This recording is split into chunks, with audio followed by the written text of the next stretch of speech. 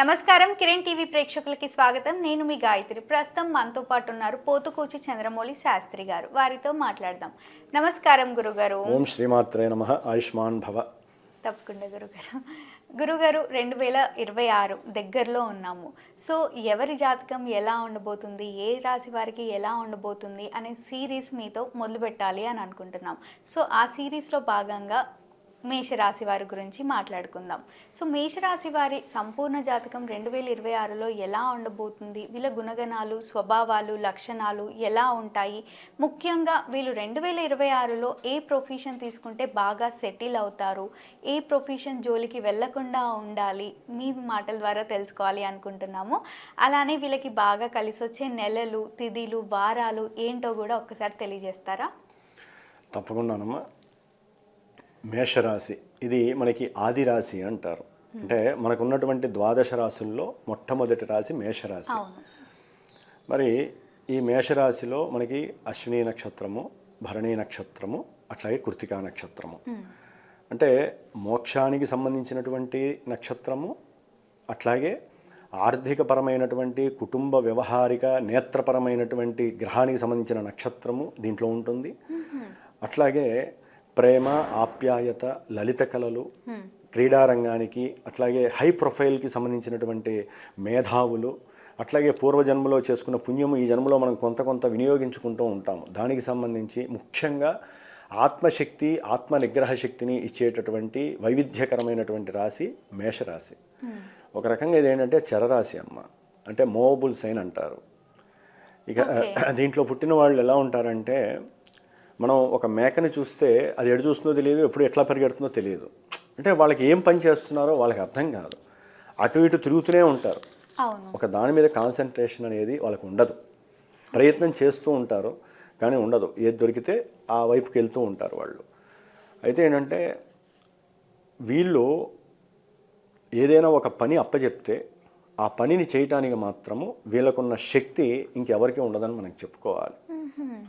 అంటే ఆవేశం ఎక్కువ, నేనే ఈ పని చెయ్యాలి, ఈ పని చేసి నేనే ఆ పొగడతని పొందాలి, ఈ పని చేశానంటే నేనే చేయాలి అంతే. అంతటి శక్తిని వెంటనే వీళ్ళు ప్రిపేర్ అయిపోతూ ఉంటారు. ఆ తొందరలోనే మంచిదే కదా గురువుగారు. మంచిదంటే ఆ తొందరలో వీళ్ళు ఏం చేస్తారో ఎవరికి తెలియదుగా. లేనిపోనివన్నీ తలకి చుట్టుకుంటూ ఉంటాయి వీళ్ళకి. తర్వాత బాధపడతారు మళ్ళీ మానసికంగా, అదొకటి ఉంది. అట్లాగే వీళ్ళకి డబ్బు మీద చాలా ఆశ ఉంటుంది, సంపాదించాలని పరిగెడుతూనే ఉంటారు. శారీరకంగా ఎంత కష్టపడ్డప్పటికీ కూడా సంపాదించాలనే కోరిక ఎంత ఉన్నప్పటికీ అక్కడ దొరుకుతుంది, ఇక్కడ దొరుకుతుందని వెళ్తూనే ఉంటారు. ముఖ్యంగా వీరు ఎంత పరిగెత్తినా వారికి మనసుకి తగినంత ఆర్థికపరమైనటువంటి విషయాలు ఎన్నుకోవటము, సాధించటం అనేది కొంత తక్కువ పరిపాలనలో జరుగుతుందమ్మా. ఆవేశం ఉన్నంత మాత్రాన పని జరగదు కదా, ఆలోచన కూడా ఉండాలి. వీళ్ళకి కొంచెం ఆలోచన రాహిత్యం ఎక్కువ, ఎందుకంటే చంద్రుడు క్షణక్షణం మారిపోతూ ఉంటాడమ్మా. మానసిక శక్తి తక్కువ వీళ్ళకి. అట్లాగే వీళ్ళకి ఎప్పుడు కూడా కంఫర్ట్నెస్ కావాలనే కోరిక ఎక్కువ ఉంటుంది. దైవం మీద ఆధ్యాత్మిక శక్తి ఎక్కువగా, ఆ దైవాన్ని ప్రార్థన చేయాలి, దేవాలయాలకు వెళ్ళాలి, ఇవన్నీ కూడా వాళ్ళలో పరిపూర్ణంగా ఉంటాయి. అట్లాగే కాస్త స్త్రీల మీద కొంచెం వాంఛ అనేటటువంటిది ఎక్కువగా ఉంటుంది. అంటే వాంఛ అంటే దాన్ని మనం నెగిటివ్గా తీసుకోకూడదమ్మా. ఇప్పుడు కోరిక అనే మాటకి ఎన్నో అర్థాలు ఉంటాయి. దేవుణ్ణి పూజించాలనే కోరిక ఉంది అంటారు. అంటే మనకి భాష తెలియని వాళ్ళకి ఏంటంటే కోరిక అనే మాటలో, వాంఛ అనే మాటలో నెగిటివే తీసుకుంటారు. అలాంటి ఆలోచించే వాళ్ళు కూడా వీళ్ళే ఎక్కువ. ఏదైనా మాట్లాడితే దాంట్లో ముందు నెగిటివ్ని ఎత్తుకే శక్తి ఎక్కువగా ఉంటుంది. దాంట్లో డిసప్పాయింట్మెంట్ ముందుకు తొందరగా ఫీల్ అయిపోతూ ఉంటారు. వీళ్ళే ఫీల్ అయిపోయి ఆలోచనలు ఫాస్ట్గా తీసుకుంటారు, అవతల వాళ్ళని తొందరగా అపార్థం చేసుకుంటారు. చివరికి కుటుంబంలో వాళ్ళు ఏదన్నా మాట్లాడినా, వీళ్ళు ఏదన్నా మాట్లాడినా వెంటనే దాన్ని అపార్థం చేసుకునే శక్తి ఉంటుంది మేషరాశి వాళ్ళకి. అట్లాగే వీళ్ళకి ఏదో ఒక కళల యందు నిష్ణాతన ఉండాలి. అది ధనుర్విద్య కావచ్చు, లేకపోతే రాజకీయ రంగపరమైన కావచ్చు, లేకపోతే పోలీస్ రంగ వ్యవస్థల్లో కావచ్చు, ఏదో రకంగా ముఖ్యంగా ఫైనాన్స్కి సంబంధించిన విషయంలో కావచ్చు, ఏదో దాంట్లో నేనంటూ ఉండాలి, నా యొక్క ఆధిపత్యం ఉండాలి అనేటటువంటి కోరిక ఉంటుంది అంతే. అన్నీ మాకే కావాలి. ఇప్పుడు మేక ఆకులు తింటూ ఉంటుంది, మళ్ళీ ఎవరు వచ్చి తింటారో అని మళ్ళీ ఈ ఆకులు ఏది పరిపూర్ణంగా తినదు, ఆకులు తింటూ ఉంటుంది, హడావుడి పడుతుంది. దాన్ని చూస్తే మనకి జాలి అనిపిస్తూ ఉంటుంది. ఎందుకు అంత కష్టపడుతున్నావు, నీ దగ్గర ఇంకెవరు రారు కదా, నీదే కదా చెట్టు అంతా అని. ఆ యొక్క దీంతో ఏంటంటే వీళ్ళ యొక్క వ్యక్తిత్వము కొంచెం తొందరపాటు చర్యల వలన శరీరం కష్టపడుతుంది, మానసికంగా కంఫర్ట్నెస్ అనేది కొంచెం తగ్గే అవకాశం ఎక్కువగా ఉంటుంది. మరి ఈ నక్షత్రాలు 3 నక్షత్రాలు పరిపాలిస్తూ ఉంటాయి మేషరాశిని.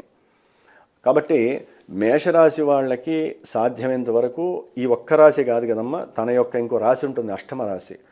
కాబట్టి వీరు జాగ్రత్త పడి దైవం మీద కాస్త ఎక్కువగా మక్కువగా కనుక పూజ మనస్ఫూర్తిగా చేసుకొని ఏకాగ్రత ఉండగలిగి తండ్రి యొక్క లాలన పాలనతో వీళ్ళు జాగ్రత్తగా ముందుకు కనుక వెళ్ళినట్లయితే ధనం సంపాదించడం తప్పనట్లేదు, అతిగా సంపాదించాలి అనేటటువంటి కోరికని కొంచెం సమపాలనలో పెట్టుకున్నట్లయితే దైవబలం వీరిని రక్షిస్తుంది. ముఖ్యంగా ఆరోగ్యము ఆయుష్ని ప్రసాదిస్తుంది మేషరాశి వాళ్ళకి. ఎందుకంటే రెండింటికి అధిపతి కుజుడే అయ్యాడు. ఈయన రక్త ప్రసరణకి సంబంధించిన వాడు ఈ కుజుడు. వీరు కనుక సరైనటువంటి ఆహారాన్ని స్వీకరించకపోతే, సరైన సమయంలో కానీ సరైనటువంటి స్థితిలో కానీ వీరు కనుక ఆహారాన్ని సరైన సమయంలో భుజించకపోతే కొన్ని రక్తహీనతకు సంబంధించినటువంటి సమస్యలు వీరిని అనారోగ్యం పాల్చేసే అవకాశాలు ఉంటాయి. మరి అట్లాగే కుజగ్రహం మేషరాశి అనేటువంటిది మనకి కాలపురుషాంగాలలో మేషం నుంచి మీనం వరకు, శిరస్సు నుంచి పాదం వరకు కొన్ని లెక్కలు ఉన్నాయి. దాంట్లో శిరోభాగానికి సంబంధించింది మేషరాశి. ఓకే. కాబట్టి వీళ్ళకి ఏదో రకమైనటువంటి శిరస్సుకి సంబంధించి కొన్ని ఐటమ్స్ ఉంటాయి కదా, అది నేత్ర సమస్య కావచ్చు, లేకపోతే హెడ్కి సంబంధించింది కావచ్చు, లేకపోతే హెయిర్కి సంబంధించింది కావచ్చు. అట్లా ఏదో రకంగా శిరోభాగానికి సంబంధించినటువంటి కొన్ని అవలక్షణాలు, కొన్ని ఇబ్బందులు ఉండే అవకాశం ఉంటుంది. కొంతమందికి మెల్లకన్ను ఉండే అవకాశం కూడా ఈ మేషరాశి వాళ్ళకి ఉంటుంది. అంటే ఒకటమ్మా, రాశి ప్రభావం చంద్రుని బట్టి కొంతవరకు మానసిక ప్రభావం మాత్రమే ఉంటుంది. ఎక్కువగా వాళ్ళు పుట్టినటువంటి సమయానుసారమే లగ్నం అనేది ఒకటి సృష్టింపబడి ఉంటుంది. అసలు ఈ మనిషి ఈ సమయంలో పుట్టాడంటే అది లగ్నం ఉంటేనే జరుగుతుంది, అది సూర్యుడి యొక్క దీన్ని బట్టి జరుగుతుంది. అందుకని ఆ లగ్నాన్ని బట్టి మళ్ళీ ఈ సిచ్యువేషన్స్ ఎట్లా ఉంటాయి అనేది చూసుకోవాలి మనం. ఓకే గురుగారు. ఇప్పుడు గుణగణాలు అంటే మానసికంగా స్వభావాలు ఏ విధంగా ఉంటాయో కొంతవరకే మేషరాశికి తెలుస్తుంది. సరే పాపం కొంతమందికి డేట్ ఆఫ్ బర్త్లు అవి సరిగ్గా తెలియవు. ఒకప్పుడు 10 మంది 20 మంది 15 మంది జన్మనిచ్చేవాళ్ళు కాబట్టి వాళ్ళు ప్రతిదీ రాసుకునేవాళ్ళు కాదు. కాబట్టి వాళ్ళకి ఏంటంటే పలానా రోజని మాత్రమే గుర్తుంటుంది, కొంతమందికి డేట్ వరకే గుర్తుంటుంది, టైం తెలియదు. అట్లా కొంత బేరీజ్ వేసుకొని మాకున్న నాలెడ్జ్తో మేము వాళ్ళది ఏ రాశి లేకపోతే ఏ లగ్నము ఏ నక్షత్రము కొంతవరకు చెప్పగలుగుతాం. లేదా వాళ్ళు అడిగిన సమయానికి ప్రశ్నా జ్యోతిష్యం ద్వారా కూడా ఆ రోజు ఉన్నటువంటి కొన్ని పరిపాలక గ్రహాలను ఉంటాయి, వాటిల్ని వాళ్ళ జాతకంతో టాలీ చేసుకొని ఓకే వీళ్ళు ఈ విధంగా పుట్టారు. ఇక్కడ గుణగణాలు రాశి తత్వాలు వీటికన్నా ముఖ్యంగా వారికి ఏం కావాలి అనేటటువంటిది జాతకం తెలియజేస్తున్నాం. వారికి ఈ సమయంలో ఏం కావాలి. కొంతమంది చదువుకుంటూ ఉంటారు, వాళ్ళకి ఎంత చదివినా కూడా ఆ చదువు పూర్తి కాదు.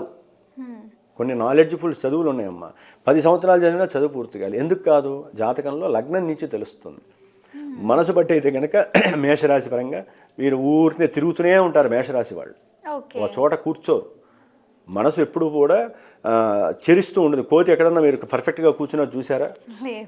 మనసు కోతి వంటిది, తిరుగుతూనే ఉంటుంది, అటు ఇటు అటు ఇటు ఇటు తిరుగుతూనే ఉంటుంది. దానివల్ల ఏంటి, చరత్వం వల్ల ఏంటంటే స్థిరమైన మనో అభిప్రాయాలు లేక వీళ్ళ జీవితంలో కొన్ని కోల్పోయే స్వభావాలు కలిగి ఉంటారు. మరి ఈ మేషరాశి వాళ్ళు ముఖ్యంగా గురుడికి సంబంధించినటువంటి కనక పుష్యరాగం పెట్టుకోవటం విశేషం. అట్లాగే రవికి సంబంధించినటువంటి కెంపు ధారణ ముఖ్యం. అంటే కొంతమందికి ఏంటంటే తండ్రితో పోట్లాటలు గొడవలు, తండ్రి ఆస్తి రానివటువంటి వాళ్ళు, ఆరోగ్యరీత్యా పూర్తిగా నిర్వీర్యం ఉంటారు. కొంతమంది శిరోబాధలు పడేటటువంటి వాళ్ళు, హృద్రోగానికి సంబంధించినటువంటి కొన్ని అనారోగ్యం జరిగేవాళ్ళు మేషరాశి వాళ్ళు. వీళ్ళు ఏదైనా ఉంటే కొంతమంది ఏంటంటే క్రీడారంగంలో కానీ రాజకీయ రంగంలో కానీ లేకపోతే లలిత కళల్లో వాళ్ళకి ఇష్టం ఉంటుంది. మేషరాశి వాళ్ళకి నేను ఇది చేయాలి, ఇది చదవాలి, దీంట్లో ఉండాలి, లేకపోతే నేను రాజకీయంలో ప్రవేశించాలి, కొంతమంది క్రీడల్లో నేను నైపుణ్యం సాధించాలి, లేకపోతే నేను ఏకాగ్రతగా కూర్చోవాలి, తండ్రితో మంచిగా మాట్లాడాలనుకుంటారు, లేకపోతే తండ్రి సరిగ్గా చూడరు. ఇట్లా మూమెంట్స్ ఉన్నటువంటి వాళ్ళు కాస్త కెంపు ధారణ చేయటం మంచిది.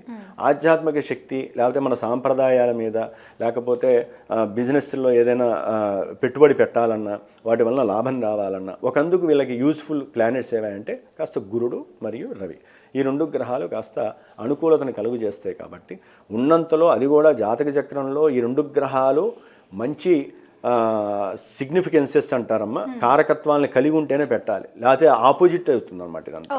అందుకని రత్నధారణ చేసేవాళ్ళు జస్ట్ ఓకే ఈ ఇబ్బందులు ఉన్నాయి కాబట్టి దాన్ని చెక్ చేసుకోవాలి, మళ్ళీ రత్నధారణ చేసుకునే. కాబట్టి ఇది ఒక మహాసముద్రం.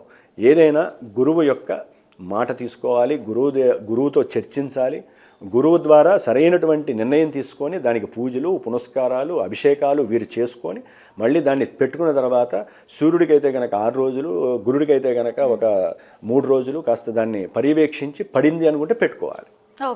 అట్లాగే దత్తాత్రేయుడి యొక్క పూజ చేసుకోవటం నిత్యము మేషరాశి వారికి ఏంటంటే అనుకున్న పనులు సాధించడానికి అవకాశం ఉంటుంది.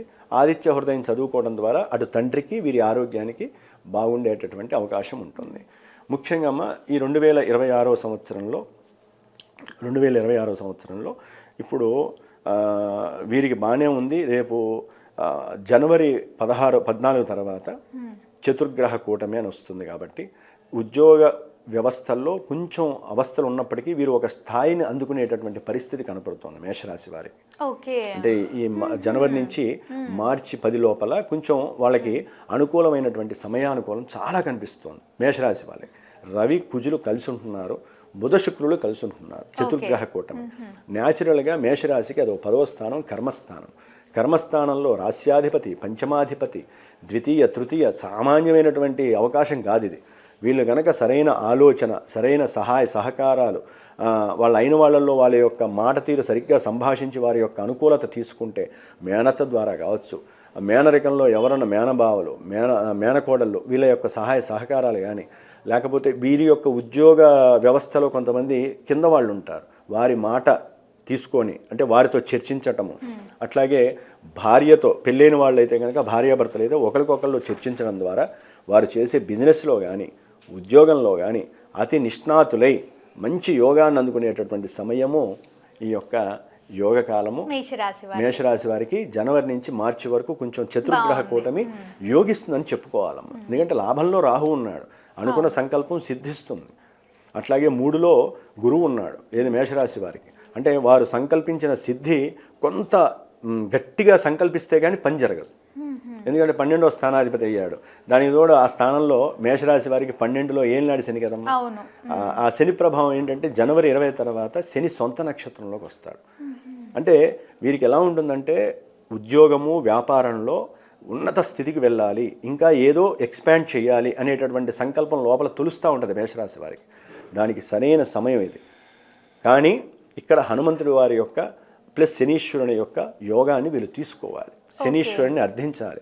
అంటే 19 రోజులు వీళ్ళంతటా వీళ్ళు కూర్చొని దానికి తగ్గ స్తోత్రం ఏదన్నా ఉంటుంది, ఆ స్తోత్రాన్ని 19 రోజులు రోజుకి ఒక 1900 సార్లు 10 రోజులు లేకపోతే 190 సార్లు చేసుకుంటానే ఉండాలి. ఉపవాస దీక్ష చేసుకోవాలి. ఇది అయిపోగానే హనుమాన్ చాలీసా చదవాలి. ఈ 2 గనక కాన్సిక్వెంట్గా చేయమనండి, తప్పకుండా మేషరాశి వారికి యోగము వారిని వరించే అవకాశము కలిగే అవకాశం ఉంది. కాబట్టి సంతానాన్ని కోరుకునేటటువంటి వాళ్ళకి కాస్త కేతువు యొక్క లోపభూయిష్టమైనటువంటి స్థితి మంచిది కాదమ్మా. 5వ స్థానంలో కేతువు కొంచెం ఇబ్బంది పెడుతున్నారు. కాబట్టి తండ్రితో కొంచెం మాట్లాడేటప్పుడు జాగ్రత్తగా మాట్లాడాలి ఏ విషయంలోనైనా. అట్లాగే సంతానం కావాలి అనుకున్న వాళ్ళు కాస్త గణపతికి రోజు కూడా పసుపు ముద్ద తయారు చేసి గరిక వేసి రోజు కూడా కొంచెం బెల్లం ముక్క నైవేద్యం పెట్టి కోరుకుంటే కనుక ఒక 7 వారాలు నియమనిష్టలతో ఈ విధంగా పూజ చేయటం, లేదా సంకష్టార చతుర్థి 7 నెలలు చేస్తే అసలు పిల్లలు పుట్టరు అన్నటువంటి వాళ్ళకు కూడా గణపతి అనుగ్రహం కేతువు ద్వారా కలుగుతుంది. కాబట్టి కేతువు కాస్త ఏదో వాళ్ళు పూజ అయినా చేసుకోవటము, లేకపోతే సుబ్రహ్మణ్యేశ్వర స్వామికి పూజ చేసుకోవడం, ఇలా చిన్న చిన్న మర్మాలమ్మ. అంటే ఎప్పుడు చూసినా ఇవే చెప్తారంటే ఇవే మరి మనల్ని కాపాడేది ఇవే. మనకి ఏవి కావాలి? వివాహము, పెళ్ళి, సంతానము. ఇంతకు మించి మనం ఎక్కడికన్నా దాడుతున్నామా? మాట్లాడితే డబ్బు కావాలి. డబ్బు అంటే ఎన్నో రకాలు ఉంటాయి మార్గాలు. నేను అనేది ఏంటంటే దేవుళ్ళు కూడా అంతే. మనం కొత్త కొత్త దేవుళ్ళని సృష్టించక్కల్లా, మనకు కావాల్సింది ఏంటో దానికి తగ్గ దేవుడిని ప్రార్థన చేస్తే వారి కిరణాలు మన మీద పడతాయి, అంతే మనకు కావాల్సింది సాధిస్తాం. కాబట్టి మీరు అడిగినట్టుగా ఉన్నంతలో ఈ విధంగా చేసుకోవాలి. వీళ్ళకి సాధ్యమైనంత వరకు ఇప్పుడున్న కాలమాన పరిస్థితుల్లో ఎరుపు రంగు వాడితే చాలా ఉద్యోగానికి ఏదైనా ఇంటర్వ్యూకి వెళ్ళేటప్పుడు కానీ ఎరుపు రంగును వాడి కాస్త దేవుడి దగ్గర దానిమ్మ పండు నైవేద్యం పెట్టి తండ్రికి ఇవ్వటము, లేకపోతే గురువులకి ఎవరికన్నా దేవాలయంలో పూజారులు ఉంటారు దానిమ్మ పళ్ళు 2 ఆయన చేతికి ఇచ్చి వాళ్ళు ఇంటర్వ్యూకి వెళ్తే సక్సెస్ వరిస్తుంది. ఓకే. అంటే ఆ కలర్ఫుల్గా, లేకపోతే ఎరుపు కర్చీఫ్ అన్నా లోపల పెట్టుకోవాలి, ఎరుపు రంగు పెన్ అన్నా పెట్టుకోవాలి. ఇట్లా ఎరుపును వాడితే ఏంటంటే ఆ గ్రహాలు బలంగా ఉన్నాయి కదా ఈ జనవరి ఫిబ్రవరి మాసంలో, అందుకని ఎరుపు కలర్ వాడితే మేషరాశి వారికి అనుకూలమైన ఫలితాలు ఉన్నాయి. ఏదేమైనప్పటికీ కూడా ఈ సంవత్సరాంతం చెప్పాలంటే మరి పంచగ్రహ కూటమి ఉంది, మళ్ళీ మార్చిలో కొంచెం వేరే అభీష్టాలు నెరవేరుతాయి. అంటే ఇంకో స్థాయి మారుతుంది వాళ్ళది కొంతమందికి. చాలా బాగుంటుందమ్మా. పంచగ్రహ కూటమిలో రాహు మెయిన్ అధిష్టానం అవుతున్నాడు అక్కడ, కాబట్టి ఆయన ఫ్లెక్సిబుల్స్ చాలా మారుస్తూ ఉంటాడు. వాళ్ళ జాతకాల్లో ఏదైనా లోపభూయిష్టం ఉంటే మనం చెప్పేవి కొంచెం నెగిటివ్గా ఉండొచ్చు, కానీ అందరూ బాగుండాలని చెబుతాం కాబట్టి ఉన్నంతలో 11వ రాశిలో 5 గ్రహాలు ఉన్నాయి కాబట్టి హ్యాపీ, నో ప్రాబ్లము. కాకపోతే ఏంటంటే మళ్ళీ ఆగస్టు ఆ తర్వాత మళ్ళీ గ్రహాల యొక్క నక్షత్రాలు మార్పులు ఇవన్నీ ఉంటాయి కాబట్టి వాళ్ళు ఏదైనప్పటికీ అమ్మ మేషరాశి వాళ్ళకైతే కనుక కొంత చిన్న చిన్న లోపభూయిష్టమైన దోషాలు శని వలన కలుగుతున్నాయి తప్ప కేతువు వలనను, మిగతా గ్రహాలు మళ్ళీ మారుతూ ఉంటాయి, నెలకి 2 నెలలకి మారుతూ ఉంటాయి కాబట్టి 40 రోజులకి ఫ్లక్చువేషన్స్ జరుగుతూ ఉంటాయి. ఏదేమైనప్పటికీ ఇందాక నేను చెప్పిన విధంగా చేసుకోవటం పరమ ఉత్తమం అని నేను భావిస్తాను. తప్పకుండా గురుగారు, సంపూర్ణ జాతకంలో భాగంగా మేషరాశి వారి గురించి ఎంతో చక్కగా తెలియజేసినందుకు ధన్యవాదాలు. శుభమస్తు. చూసారు కదా, మా వీడియో తప్పకుండా మీకు నచ్చిందని అనుకుంటున్నాను. అలా అయితే లైక్ చేయండి, షేర్ చేయండి. మరిన్ని ఇలాంటి ఇంట్రెస్టింగ్ వీడియోస్ కోసం మా ఛానల్ని తప్పకుండా సబ్స్క్రైబ్ చేసుకోండి. గురుగారిని కలవాలి, మీ రాశి గురించి కూడా వివరాలు తెలుసుకోవాలి అనుకునే వాళ్ళు వీడియోలో స్క్రోల్ అవుతున్న నెంబర్ని కాంటాక్ట్ అవ్వచ్చు. Thank you.